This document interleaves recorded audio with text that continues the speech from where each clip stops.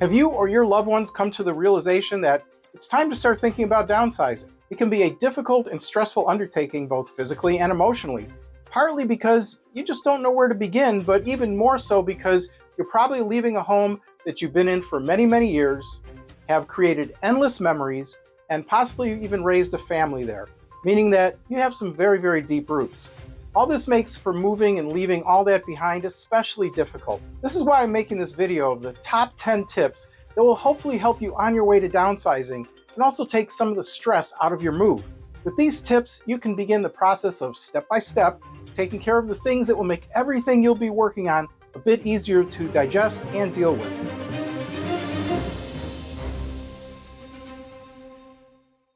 Hi, I'm Richard Freedkin, Realtor with eXp Realty, and I've been in the real estate arena for over 40 years, so you can imagine how many people I've helped with their moves. One of my specialties is helping families more easily downsize out of their current home and right-size into a new home, even if it means selling a home here in Illinois and moving to another state. While I'm only licensed here in Illinois, I work with some of the very best agents in the country, so no matter where you want to move to, whether here in Illinois or somewhere else, I've got you covered. So let's begin the countdown. Number 10, it's never too early to start the downsizing process. Let's face it, we're all nostalgic and probably have many items that we've saved over the years that we really just don't need anymore and probably will not even fit into a new, smaller home. Start with the areas of the house that are often the biggest challenge: the garage, the attic, filing cabinets. Number 9, start donating and gifting items. Your generosity will be appreciated by others, whether it's family members or charities. Cleaning out your items and knowing that they will be put to good use will make you feel great on so many levels. Number 8, what to do with those old boxes of old photos and videos? The best answer? Digitize them. You can do this yourself or have a family member help. There are also companies out there such as legacybox.com that specialize in this service.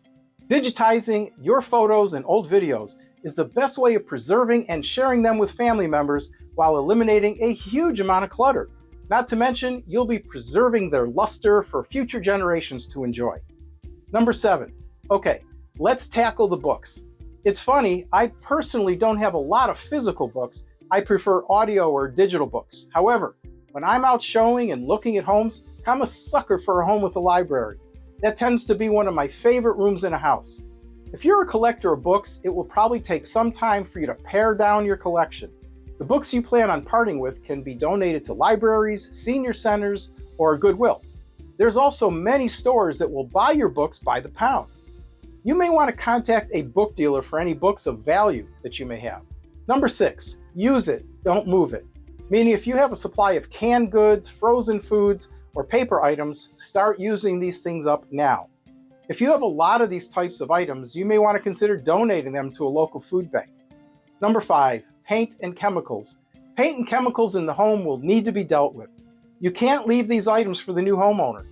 If you've been in your house for a long time, chances are you have numerous old paint cans and chemicals around the home. A great website for finding local resources for hazardous collections is earth911.org. Number 4, keep a list of people, places, utilities, and services that will need to be notified of your upcoming change of address. You don't want to lose touch with your friends. Number 3, plan your space ahead of time. When you found the home that you want to move to, see if there's any floor plans available. Many times, realtors will have done a virtual tour that produces new floor plans, and many of them also include room size measurements. Floor plans will help you determine which pieces of furniture will fit and the best position for them. This will cut down on surprises on your moving day. If you realize that some furniture may not fit, this is the time to arrange for their sale, have family take them, or contact estate sale companies that can sell many items if you find you have too many items that need to be sold. Or you can also arrange to donate them. No sense in paying movers to move something that you won't be able to use. Number 2, this is good advice for anyone moving. Pack a survival box or bag. Moving day can be really hectic. Pack a box with your essentials such as medications, including any pet meds, eyeglasses, toiletries, any important papers, snacks, water, small toolkit, toilet paper, paper towels, soap. Also, make sure that you know what type of payment your movers take and have that available. Number 1, finally, don't be afraid to ask for help. Moving is not easy and you shouldn't do it by yourself. Ask friends and family well in advance so that they can clear the date to help you. You'll be surprised how many people will be happy to help, and this can make your move so much less stressful.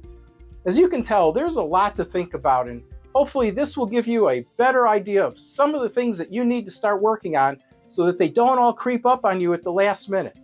As a full-service realtor, it's also my specialty to help take as much of the stress out of the real estate transaction and off of you so that you can focus on many of these other items. I'd be happy to sit down with you and strategize your move and make downsizing a bit more pleasant experience. Please feel free to reach out to me anytime. Again, this is Richard Freedkin with eXp Realty, and remember, I've got you covered. I hope you make it a great home selling and moving day.